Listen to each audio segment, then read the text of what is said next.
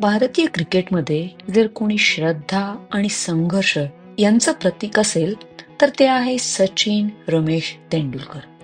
एक नाव जे दादरच्या शिवाजी पार्क वरून निघालं आणि थेट क्रिकेटच्या इतिहासात अजरामर झालं. एका शिक्षकाच्या मार्गदर्शनाखाली आणि एका खंबीर कुटुंबाच्या आधारावर सचिनने क्रिकेटची बॅट नव्हे स्वप्न हाती घेतली. शाळेचे सामने असोत किंवा रणजी असो, तो खेळत नव्हता, तो घडत होता. 1989 मध्ये पाकिस्तान विरुद्धची पहिली मॅच आणि त्यानंतर 3 दशकं प्रत्येक भारतीयाच्या हृदयात सचिनने एक घर बनवलं. 1998चं शारजाचं डेझर्ट स्टॉर्म, वर्ल्ड कप 2003, 100 शतकांचा सुवर्ण अध्याय. तो फक्त रन करत नव्हता तर आठवणी निर्माण करत होता. महाराष्ट्रातील प्रत्येक चाहता त्याच्या खेळाशी जोडलेला आहे. सचिन म्हणजे केवळ खेळाडू नव्हे तर एक भावना आहे. आपल्या न्यू इंग्लंड मराठी मंडळाच्या सदस्यांच्या काही खास आठवणी त्यांच्या शब्दात.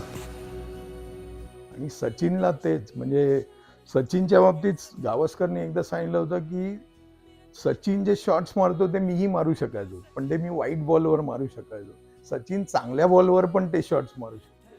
That was the difference. आणि how did he do that?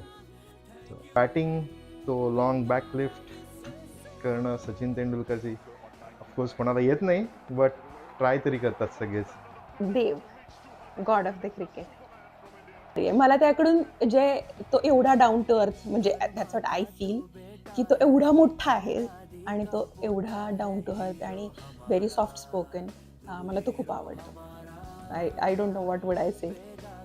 लहानपणीपासून मोठे वयापर्यंत तो मी त्याचा क्रिकेट बघितलेला आहे पहिल्यापासून, त्यामुळे तोच माझा फेवरेट क्रिकेटर.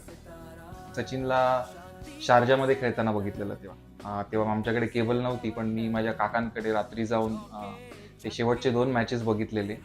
एकामध्ये इंडिया क्वालिफाय करण्यासाठी त्यांनी 143 का काहीतरी स्कोर केलेला.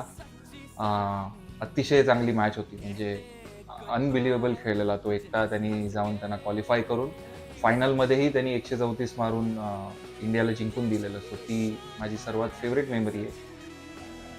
जर का कोणी क्रिकेट प्रेमी नसेल तो मराठी माणूस नाही. अगदी सरळ सोप्या भाषेत सांगायचं.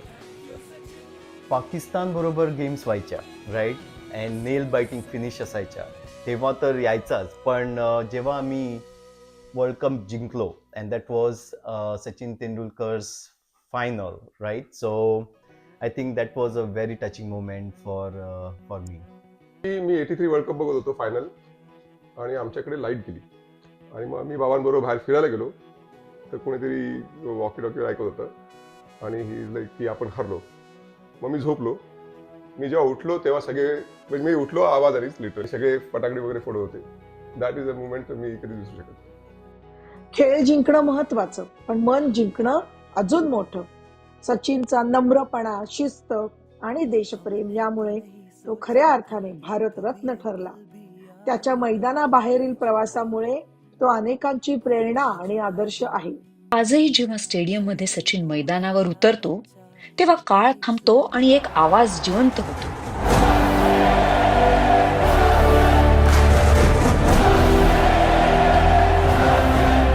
तो आमचा अभिमान आहे, आमच्या महाराष्ट्राचा, आमच्या दख्खन भूचा तेजस्वी तारा.